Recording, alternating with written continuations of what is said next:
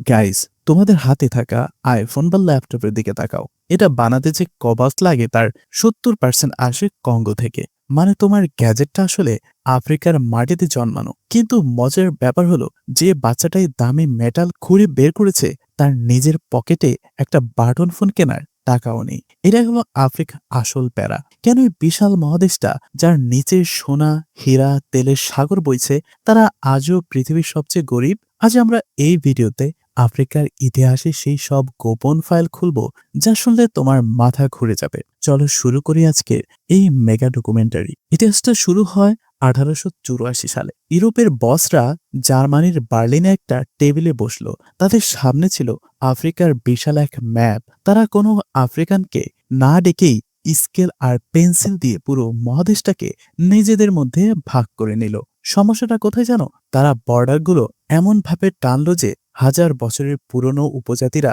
দুই দেশে ভাগ হয়ে গেল।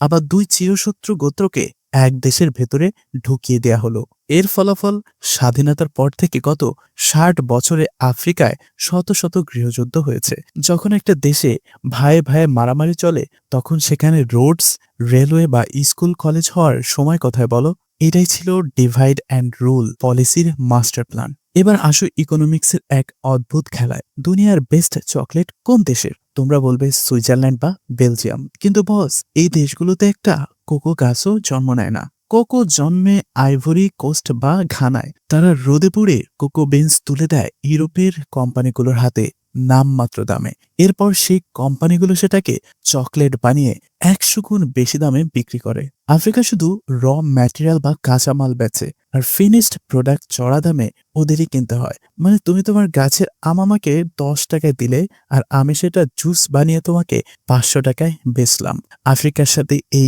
গেমটাই চলছে কয়েক দশক ধরে। তুমি কি জানো, কেনিয়া থেকে ইথিওপিয়ায় পণ্য পাঠাতে যে খরচ হয় তার চেয়ে কম খরচ চীন থেকে আফ্রিকায় মাল চলে আসা। কারণ ওদের ইন্টারকন্টিনেন্টাল রোড বা রেলওয়ে নেটওয়ার্ক জঘন্য। কলোনিয়াল সময় থেকে রেল লাইনগুলো এমনভাবে বানানো হয়েছে যাতে শুধু খনি থেকে সমুদ্র বন্দর পর্যন্ত মাল নেওয়া যায়। এক দেশের সাথে আর এক দেশের কানেক্টিভিটি নিয়ে কারো মাথা ব্যথা ছিল না। ফলে নিজেদের মধ্যে ট্রেড করার চেয়ে বিদেশের সাথে বিজনেস করা ওদের জন্য সহজ। এই জিওগ্রাফিক্যাল বাধাটাই ওদের ইকোনমিকে পঙ্গু করে রেখেছে। আফ্রিকার আরেকটা বড় সমস্যা হলো ব্রেন ড্রেন। এখানকার সবচেয়ে ট্যালেন্টেড ছেলে মেয়েরা পড়াশোনা শেষ করে ইউরোপ বা আমেরিকায় পাড়ি জমায়, কারণ নিজের দেশে ভালো চাকরি বা সিকিউরিটি নেই। আর যারা ক্ষমতায় থাকে, বস, দুর্নীতির কথা বললে রাত শেষ হয়ে যাবে। নাইজেরিয়া বা অ্যাঙ্গোলার মতো দেশের নেতারা বিলিয়ন বিলিয়ন ডলার বিদেশের ব্যাংকে পাচার করে দেয়। খনির টাকা দিয়ে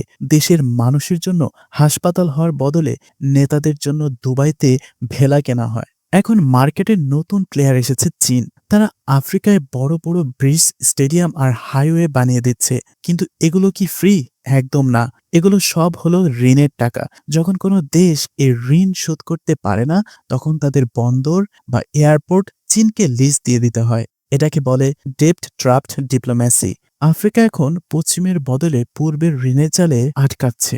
তবে অন্ধকার কি কাটবে না? অবশ্যই কাটবে। রুয়ান্ডার মতো দেশ এখন ইউরোপের শহরগুলোর মতো পরিষ্কার হচ্ছে। বতসোয়ানা তাদের হীরার টাকা দিয়ে দেশের মানুষের ভাগ্য বদলে দিচ্ছে। আফ্রিকা হলো পৃথিবীর ভবিষ্যৎ। যখনই তারা নিজেদের সম্পদ নিজেরা প্রসেস করে শিখবে, তখনই খেলা ঘুরে যাবে। আফ্রিকার এই ট্র্যাজেডি নিয়ে তোমাদের মতামত কি? কমেন্টে ঝটপট জানাও। ভিডিও ভালো লাগলে লাইক দাও, আর ট্রাভেল, জিও পলিটিক্সের এমন সব ডেপথ স্টোরি দেখতে এখানে যেতে চাইকে সাবস্ক্রাইব করো।